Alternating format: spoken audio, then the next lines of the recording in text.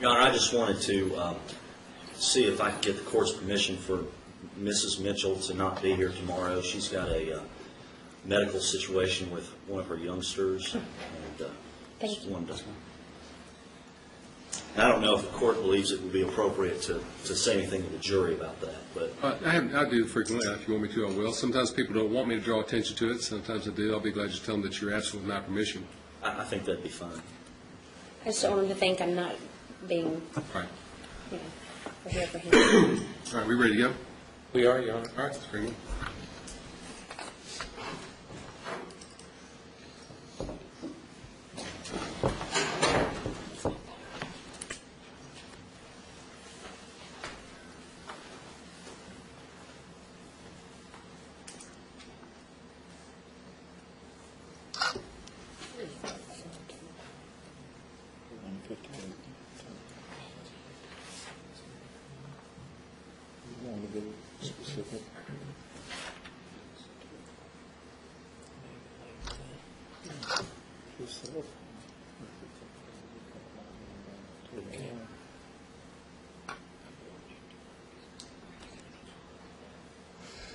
Okay. All right. Sure.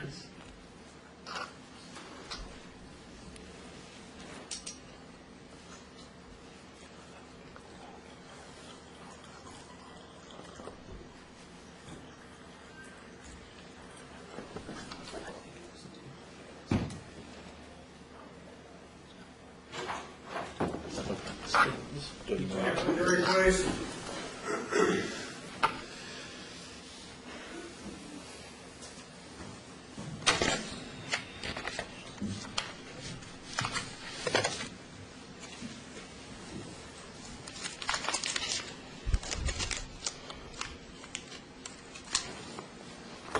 Call back under order.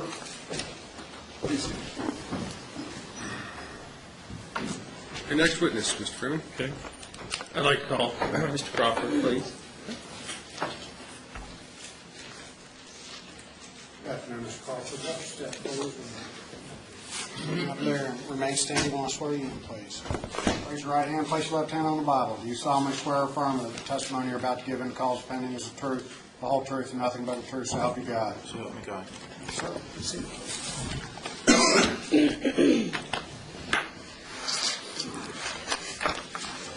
Mr. Crawford, if you would, introduce yourself to the jury. My name's Ted Crawford. I live at 6313 Chickering Woods Drive here in Nashville. And let's start, I guess the best way to start this would be to give some background about yourself, where you grew up, that sort of thing. Okay. I'm a Tennessee native. I was born in Martin, Tennessee in 1950. My parents were from there in Weakley County, Dresden, little town where Ned Ray McWhorter's from. I lived there all together with my family, my grandparents, everybody. We all lived next door to each other.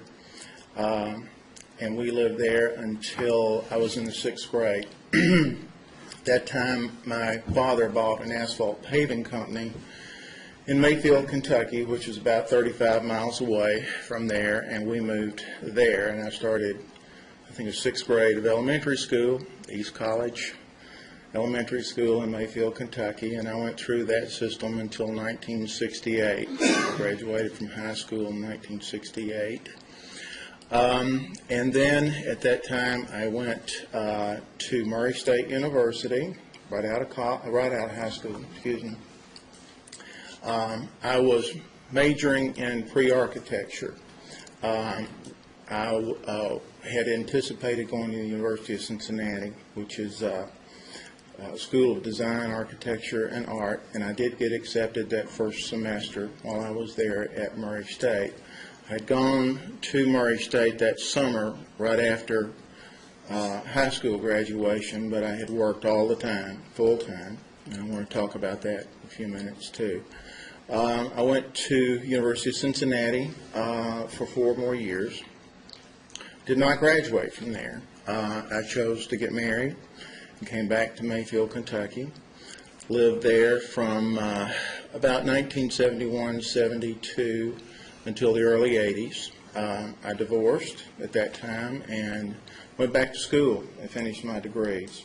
Went to Murray State University, and I majored and minored in business administration and management.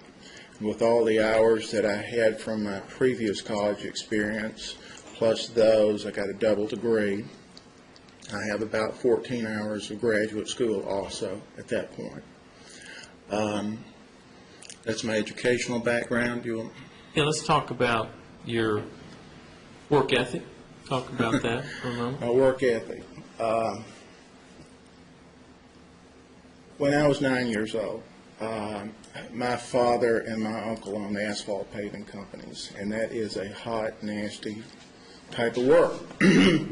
And my cousins and I were expected to work, and from the time I was 9 years old, I've worked for my father and my uncle. The first job I ever had was sitting on top of one of these great big hoppers where they pour in the sand and all the gravel and stuff, and I had to stand there with a rake and poke it down.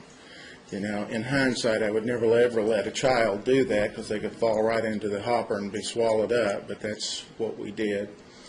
When I was 12 years old, I was driving heavy equipment for them. I worked there until I was about 15. When I was 15, that summer, I went into business for myself. And what I did was all the driveways and parking lots that I had worked on jobs with my father and my uncle, I went back and started knocking on doors, and I said, it's time to have your driveway put sealer on it to keep it, in good shape, and you won't have to have it paved. So a friend of mine and myself and one other guy decided we would go around and put asphalt sealer on all these driveways and parking lots, and I did that all the way until I started school at Murray State. Then, when I transferred to the University of Cincinnati, the reason I went there, and one of the most important reasons, was I was putting myself through school. I've been independent all my life. And they have what's called a co-op program, where a student goes into the program and you go to school a quarter, and then you work for an architectural firm a quarter. Then you come back and you go to school a quarter, then you work for an architectural firm. Sometimes you change quarter to quarter as to where you're going to work.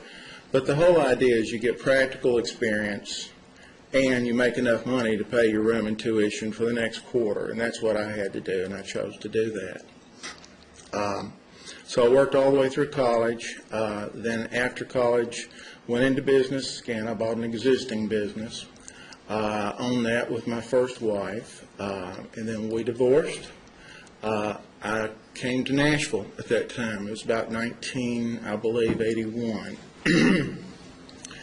I had a job offer before I even finished school there at Murray State when I was finishing up the degree with the Belvedere Company.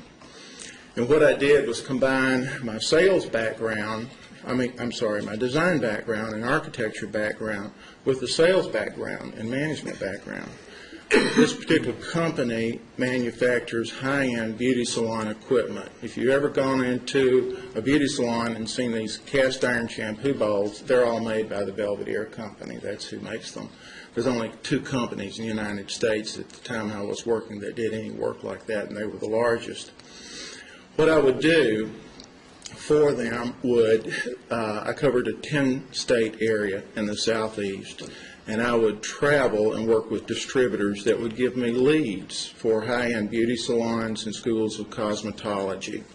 That was my specialty because I had a lot of experience in commercial design, and they wanted me to go in, and as a free service for the prospective salon or school owner, I would design the salon or school for them if they bought the equipment through me. They had me on a salary plus commission arrangement. So I traveled extensively. I did that until 1989. Then at that time I did something else. I went into a completely new venture. Nobody had ever even heard of it before, certainly not me. because I didn't know anything about women's formal wear. But some friends of mine did, and they pitched an idea about going into the women's formal wear rental business. Because men do it. I mean, men rent tuxedos all the time. It's unusual for a man to keep a tuxedo because we all vary so much in our weight and everything else. It's crazy to buy one. So we went into the women's formal wear rental.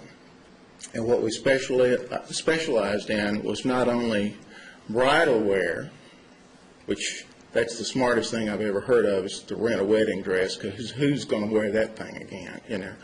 And we did pageant dresses, a lot of prom dresses. We did little flower girl dresses, all that. It was strictly women's formal wear rental. The name of the stores were Celebrations and Glitz Formal Wear. I did that for a number of years. I had remarried, had 2 more sons in this time period. I have 3 sons. And I had an offer that couldn't be refused. I had somebody that was totally unsolicited, a girl. She was younger than me, so I'll consider her a girl. She wanted to buy the stores, and she had a trust fund. She wanted to pay cash. So she approached me. We came to a figure that was fast, and I sold it to her at that point. At that point, I took a year off because I'd worked hard. I'd developed all these stores and the whole idea. At that time, I personally had the largest collection in the world of women's formal wear dresses, beaded gowns especially, you know. They were for proms, they were for pageants, they were wedding gowns and everything. I was one of the big players in that market. When you go to New York and Atlanta and Chicago to the merchandise marts, I was one of the largest buyers. In developing those stores, I realized that there was an incredible market for women's plus size. My number one rental on gowns was size 18, 20, 24, and up. For you guys that don't know what size that is a large plus size, 18 and up. Typically, women's sizes are size 2 to 16. But the most profitable areas that I had were the plus size gowns. Every one that I could get my hands on was immediately snapped up by these customers. So after that year off, a friend of mine approached me and he said, you know so much about this business, why don't you go into manufacturing? And that's what we did. His name was Trip Ramsey, and he was president and major stockholder of a bank in Madisonville, Kentucky. He was very unhappy with his job. The bank was sold to someone, one of these big companies like Fifth Third, and he was the money man, and I had the knowledge about it. So I started going back and forth to China, to these factories, and contracting and having these gowns designed and made. We were in the wholesale business. I was traveling again, doing trade shows and selling these through trade shows all the way through there. And then after that, Mr. Ramsey and his wife were 51% partners in the corporation. I was 49% owner. They divorced, and the